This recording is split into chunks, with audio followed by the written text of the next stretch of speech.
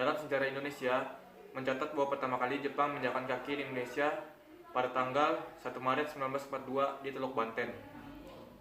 Jepang kala itu berhasil mengalahkan sekutu dalam Perang Dunia Kedua. Indonesia sebelumnya adalah wilayah jajahan Belanda yang merupakan bagian dari sekutu. Tanggal 8 Maret 1942, Belanda menyerahkan kekuasaannya atas wilayah Indonesia kepada pemerintah militer Jepang.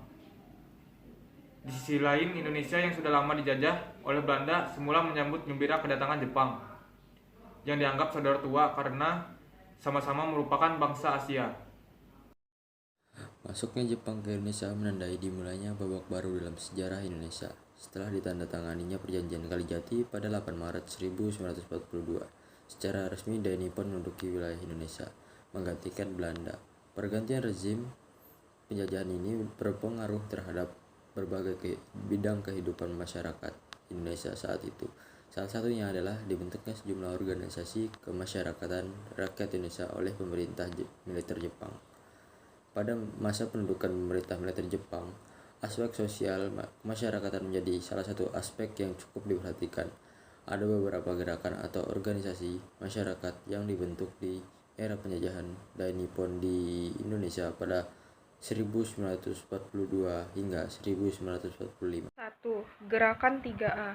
Gerakan 3A merupakan salah satu bentuk propaganda pemerintah pendudukan Jepang agar mendapat simpati dari masyarakat Indonesia.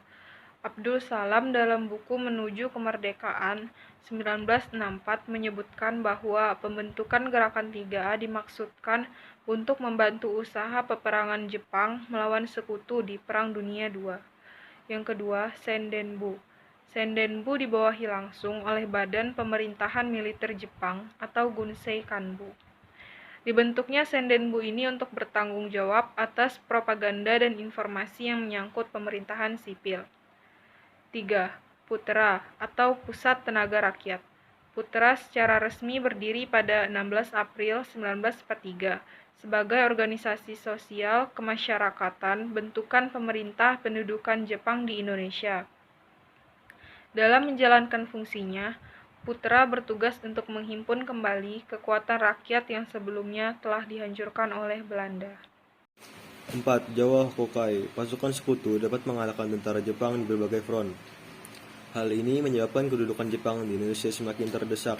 Dari situlah kemudian dibentuk Jawa Hokkaido, Himpunan Kebaktian Jawa, pada 8 Januari 1944 oleh pemerintah kedudukan Jepang di Indonesia.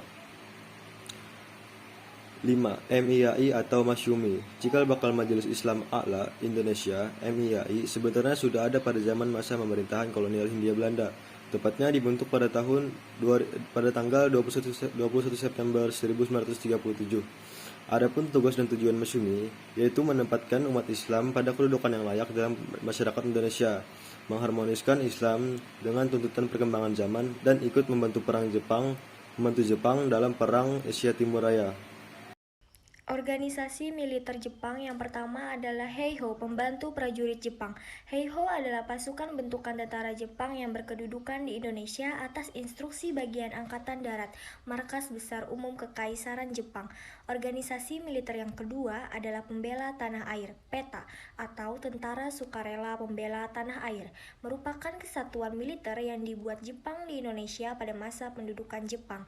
Selain organisasi militer, Jepang juga mendirikan organisasi semi-militer di Indonesia, antara lain yang pertama Sainendan, Barisan Pemuda, yang kedua Keibodan, Barisan Pembantu Polisi, yang ketiga Pujinkai, Himpunan Wanita, dan yang keempat Jawa Hokkaido, Perhimpunan Kebaktian Rakyat Jawa. Kesimpulan 1. Organisasi pergerakan di zaman pendudukan Jepang berdiri karena prakarsa Jepang. 2. Ada organisasi yang kooperatif tetapi ada gerakan bawah tanah. 3. Organisasi yang bersifat sosial kemasyarakatan misalnya gerakan 3A, Putra, dan Jawa Hokkaido. 4. Organisasi bersifat militer dan semi-militer antara lain Shinendan, Kobondan, Barisan Pelopor, Heiho, dan PETA. 5. Sifat pemerintahan pendudukan Jepang di Indonesia cenderung otoriter dan bersifat tirani. 6. Meskipun zaman pendudukan Jepang disebut sebagai zaman Edan oleh orang-orang Jawa, namun mempunyai pengaruh yang cukup kuat bagi pertumbuhan nasionalisme Indonesia, khususnya dalam penyebarluasan bahasa Indonesia. Selain itu, peran pemuda makin meningkat serta keyakinan bahwa bangsa Indonesia pun bisa maju seperti Jepang jika mau belajar.